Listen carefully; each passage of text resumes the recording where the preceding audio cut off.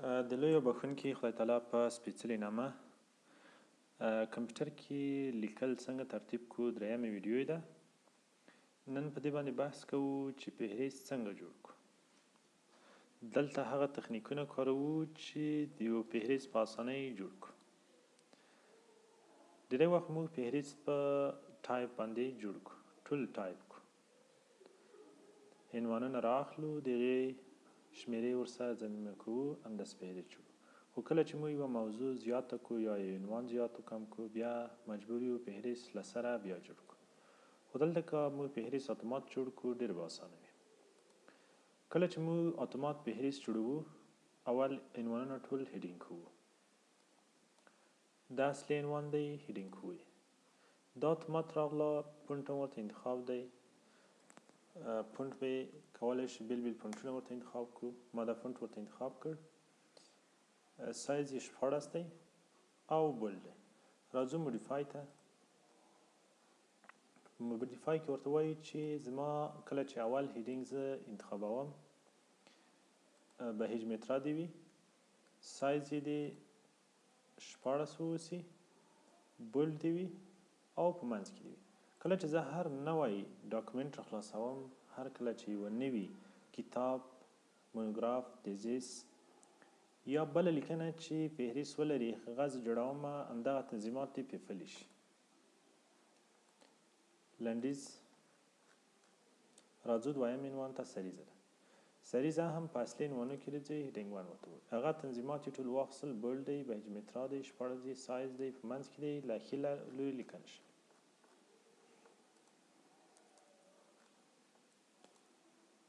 دا هم هیډینګ وان ورته وایو.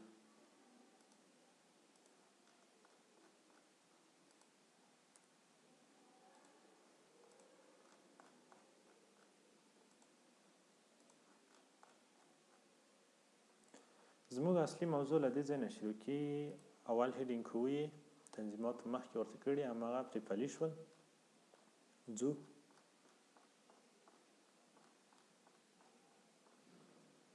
دا د اول عنوان اول فرعي عنوان دی. دا لغونه په متفاوت هیډینګ کوو. دلته موږ دویم هیډینګ هم لرو، که فرعي عنوان نه زیاتې، درېیم هیډینګ هم لرو، څلورم هم لرو، خو دا دویم کوو. دویم دپاره ټایم نیو رومان فونټ یې واخیسته، فونټ ورته جوړوو، د فونټ ورته انتخابوو، 14 دی وي، بولډ دی وي. زموږ د لیکنې بولډ دی وي. بیا راځو موډیفای ته. په موډیفای کې ورته وایو چې زه هر کله دویم فرعي عنوان جوړوم به هیجمترا د فونټ ولري، سایز یې د 14 وي، په ښي طرف کې دی وي، دویم هیډینګ دی. او په هر نوي ډاکومنټ باندې دی دغه تنظیمات پلي شي. دا هم فرعي عنوان دی.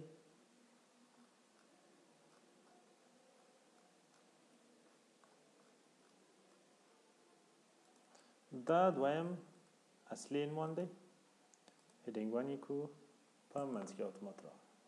تر پای پورې دا سلسله ولو، ټول عنوانونه هیډینګ کوو. راځو د موږ چې هیډینګ کړی د هغه نه پاس یوه صفحه انتخابوو. په دې صفحه کې دی زموږ فهرست جوړ شي. مثلا دا په صفحه موږ د فهرست لپاره جوړوو. راځو ریفرنس ته. په ریفرنس کې ټیبل آف کانټینټس، ایدونه موږ کولی شو هر یو ټیبل انتخاب کړو. اوس موږ هم د لومړی ټیبل انتخابوو.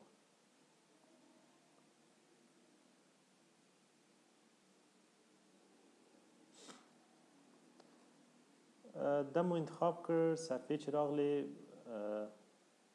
ممکن منظمې نه وي راغلې. راځو دلته د لینک په خطا کړو چې د فهرست سره اړیکه ونه لري. د دې ځای د پیج نمبر شروع شي. پیج نمبر به صفحې ته ورکړو.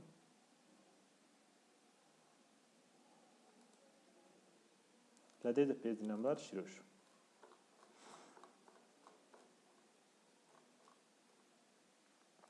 دا د انګلیسي فارمټ کې دی، نو ځکه چپه راغله. ورته وایي چې پیج نمبر موږ ته اپډیټ کړه. دا به ټول سلیکټ کړو. لیکنه به له ښي لور نه کړو، سایز به یې ورسم کړو، فونټ دې دا واخلي، له بورډ نه دې خلاص شي. ممکن زموږ په هیډینګو کې هلته موږ ته ښودل شوي وي چې په اصلي عنوانونه بولډ شي، بیا یې په خپل حالت پرېږدو، سایز یې د 14 اوسي. دا فهرست شو، جوړ شو.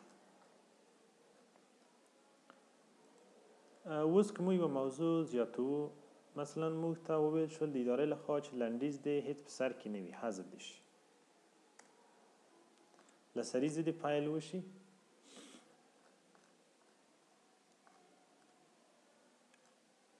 او موخه دې ارزښت، موخه او ارزښت چې دي، ارزښت یې هېڅ پکې نه وي په دې څېړنه کې. مثلا موږ یوازې تمرین کوو، یا یو عنوان اوږد شو،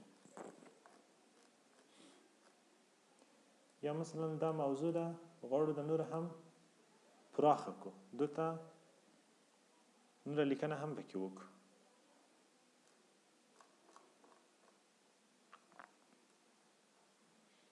دا څو صفحو ته لاړه.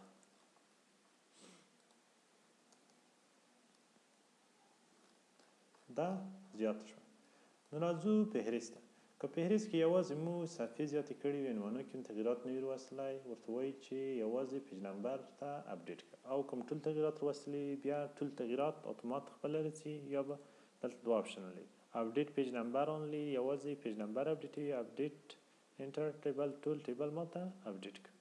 کوم تغییرات چې موږ راوستلي وو، موضوعات هم زیات کړي وو یا عنوانونه کم وو لرې کړي وو، هغه یې ټول اتومات خپله اپډیټ کړل، په خپله یې راوستل. او که یوازې مو موضوع اوږده کړې وه، بیا یوازې ورته پیج نمبر ووایو، لیکنه دې د ښي لور نه شي او به هجمترا دې شي. 14 پې کړو. اصلي عنوانونه اتومات خپله بولډ دي، له نورو سره یې توپیر هم شته دی. دې ته ولیکو نیولیک،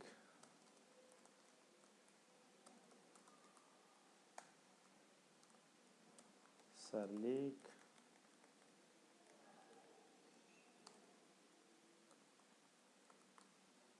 مخګڼه.